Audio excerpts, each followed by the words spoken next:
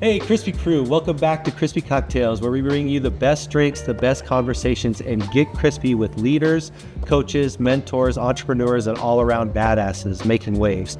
If you're loving what we do, don't forget to hit that subscribe button so you never miss a sip of the action. And while you're at it, check out our website at crispycocktails.com for everything you need. Explore our flavors, find a retailer near you, browse our gallery, and get answers to your top questions. Before we jump in, don't forget to follow, share, and tag us while you sip. Now, let's meet today's guests. Cheers and get crispy.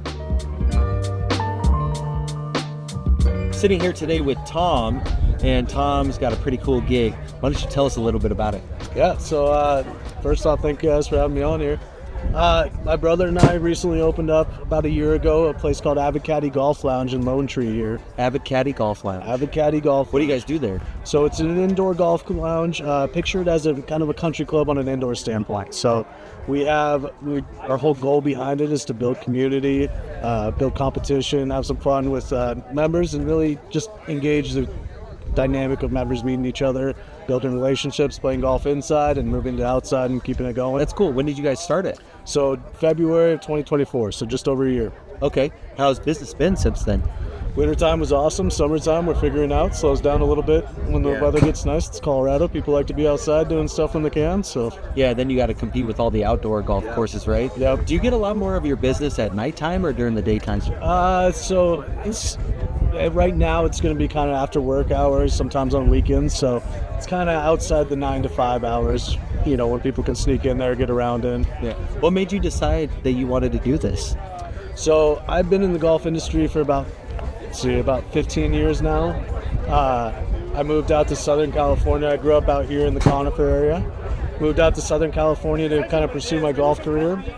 Spent 12 years out there and enjoyed it. It was a good time.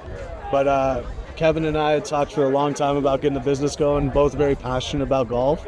And so we started going down the rabbit hole of these simulators and what we could do with them. And this is what we put together. That's super awesome. Every blue collar, white collar, every guy in America probably wants to have a golf simulator in their basement, right? And you built one at your location so where anyone can come and play at any time. Yep.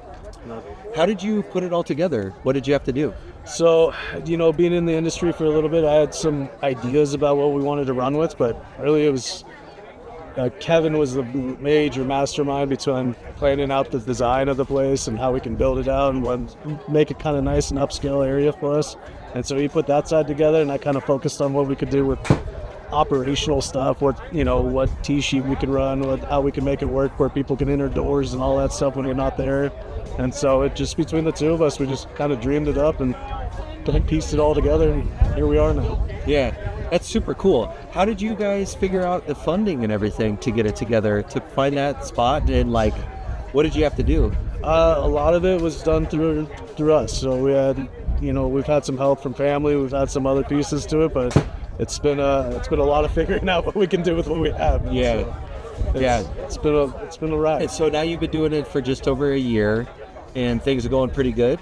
Pretty decent. So slowed down a little bit right now to the summertime, and a lot of this first summer for us is trying to gauge and see what it's going to do for us so we can plan for future years.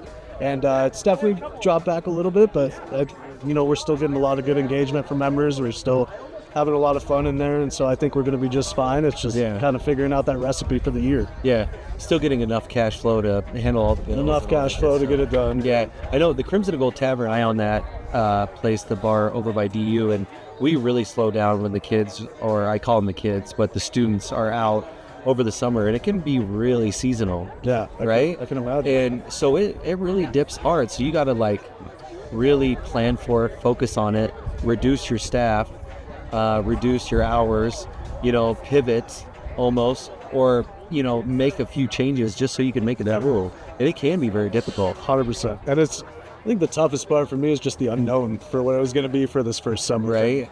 To see what it's going to be. So now that we're at least kind of seeing the rhythm, seeing the routine, it's settling us in a little bit more, but it was, it's nerve-wracking going into a new business. Yeah.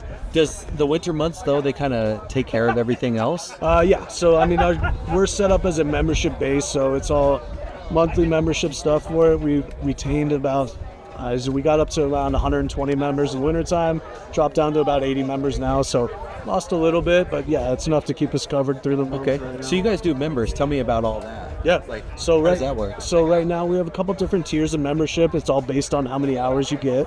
Members have access to the facility on their own from 6 a.m. to midnight, 7 days a week.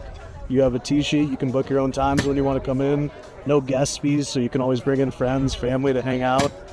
Even if you don't play golf, there's a pool table in there, a dartboard, a little lounge area. Do you guys have a bar too? We do not. No bar?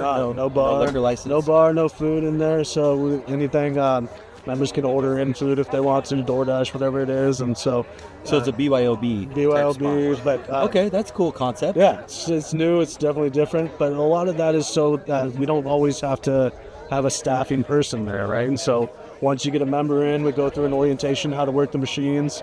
I build the relationship with every member that we have. So if they have a question about something, they can always reach out to me and we can get it figured out, whatever it is. But yeah, it's really a place that kind of can run itself. That's cool. What? How many bays do you guys have? How many simulators? We have 3 currently, and the place is about 5,000 square feet. So our goal is to get up to 5 to 6 bays in there. Yeah, so we have some open space. That's kind of why we have the pool table, ping pong table in there right now, just to help fill it out, keep things busy, and add some extra engagement. We do private events as well, so it's nice for when people don't like to play golf, they have an option of another thing to do to stay active and busy. So. Yeah. How do you get your members? So we started out doing a lot of marketing through meta marketing, social media marketing. Like Facebook? Yeah, Facebook. We kind of said our bread and butter has been, give it a free bay hour, come check out the place, kind of get in the door and see what it's all about. Yeah, it's like selling crack. Yeah, right? You get the first hour for free. So get the first one's free and then they come back and play more. And that's what it's been. I think if somebody gets in there, they seem to enjoy it. It's, it's not necessarily a fit for everyone, but we love the place. It still gets us excited every single day to walk in there and have some fun in there. And so, and to build the community aspect has just been awesome. It says. Yeah, that's super cool. I wonder if you guys could do like some big parties or events or like tournaments or, fundraisers. Yeah. I don't know if you do anything with like the local kids golf teams or if you do anything with like, I know that there are a lot of leagues and stuff too. If you do anything with that. Yeah, so we run leagues in there. Leagues have been great for us. Yeah, leagues have been a lot of fun. The machines are awesome. Coming from my background, I was a head golf professional at a club out in California for the last 10 years. And I really enjoyed the league side. I really enjoyed the tournament side, building those events and competitions. So that stuff's been great for us. It's done well. And then when it comes to private events, it's great too. And we'll do anything from, we've done grad parties, baby showers, networking events, Christmas parties. So all kinds of good stuff in there. It's a fun space for it and kind of a lot of good feedback for it. So if I wanted to start my own golf simulator business like yours and get memberships and get everything going, find the retail space, do everything that you need to be successful and get it going, what advice would you give to somebody and what all does it take to get things done? Good questions. My advice to it, and I think it's more of what I've learned from our mistakes and kind of getting started, is we got so focused on getting the place built out and all set that we were late to the game on marketing for it, right? And so that's, I think, if we had a do-over, that would be something that would be priority number 1 for us. As we're getting these stages of build-out done is really getting the word out about the place and building that brand before we even have it finished. And so that was a big one for me. Other than that, I think it's just making sure to test out the different stuff you're looking for. Make sure to try out the different systems you have in place to know that it's going to kind of fit the flow that you want to run with. Yeah. So I think a lot of young entrepreneurs get into a rut in a sense that they have this grand, big idea and they want to get things going and they do all the work and they put in all the effort and they get it going and they think that if they build it that people will come. And you probably had the same thing, right? 100%. And I was like, if I could just do this, like people will come. And that's the start of the journey. Yeah. That's not the finish of the journey. Like after you do all that stuff, then it's when you have to market, you got to get it. And then it's like, how do we get people to know about it? That's a huge deal for entrepreneurs. Huge. Right? Yes. And like probably our biggest oversight on anything is just exactly how you said it. We build it and we think the people are going to come and show up, and it's not the case. We just have to figure out those next steps, and neither of us have been very marketing minded going into all this. So there's been a lot of growth and learning through that. And so it's going to hit the ground running type of thing. Is this your only gig too, or do you have a full-time job? Or Only gig. So my only gig now. So I teach out of there as well. I give golf lessons. Are you a Set up all the membership? Yeah. pro? So PGA associate golf professional. Nice. So yeah. Very cool. So I enjoy that side a lot. It's a lot of fun. Kevin works another job full time. So our goal is to, eventually get it to where it's working out to where we can both be in there full time and get things going. Hopefully open a couple, 2 or 3 locations and see where it takes us from there. Yeah. So how much time do you spend there every day? I'd say I get in there every day. I'm probably in, I don't know, I'd say 8 hours a day, 7 days a week is probably around the average. I think it's super cool too that your members can just come in like a gym and come play and fill out the team sheet. What percentage of your bookings are full all the time for all 3 bays? That's a big switch to the time of year for us. So it definitely slows down right now. We're running at I think 13% of our total bay times being used right now. Yeah. When we're up in wintertime, we're upwards of, 67, 80%, or 67, 70%, somewhere right in that mix. Yeah. So. That's got to be a tough balance. And yeah, you are competing with everything else. Everything. Yeah, not just other golf courses, but people going to the lake and people going hiking and people enjoying the nice weather. So yeah, I can see that, it is just something that you got to deal with. And it is nice though, you being out on the golf course and you doing your own thing in the summer and stuff like that. Do you have any goals or aspirations to grow it to more locations or? Yeah, so we would, our goal that we've kind of talked through is we'd like to have 3 locations in the next 5 years, kind of somewhere along the Front Range area, pick out some good spots for it. I really like the idea of being able, you get a membership at one, you have access to the other 2 as well, right? So whether you work down in Denver, or you're working in DTC, but live out, whatever it is, I think that part's awesome to me. I think it'd be a lot of fun to have that. And then it just builds up. I think we could have some fun club-to-club type stuff where you're doing tournaments and things like that. And I think it's fun to kind of have some home field pride, you know what I mean? Do you have a Golden Tee machine in there too? No. I wish I did. Yeah. I wish I did. It's a goal down the line. Yeah. I've been hooked on Golden Tee. You have some in the bars? Yeah, we do. And I was thinking about getting one for the basement as well. I know my parents love to play it. And I like to play it every once in a while. And but they are fun to have, so I was just curious if we piggyback with that stuff as well. Do you have aspirations to get your liquor license and expand on that, or is it just going to be a membership? It's just going to be golf? Currently, our current model is going to be just membership, just golf, stay into that. Liquor license for us kind of changes a little bit what we can do as far as staffing the place. We're always going to have somebody there for it, and so it kind of changes some of the dynamic for us.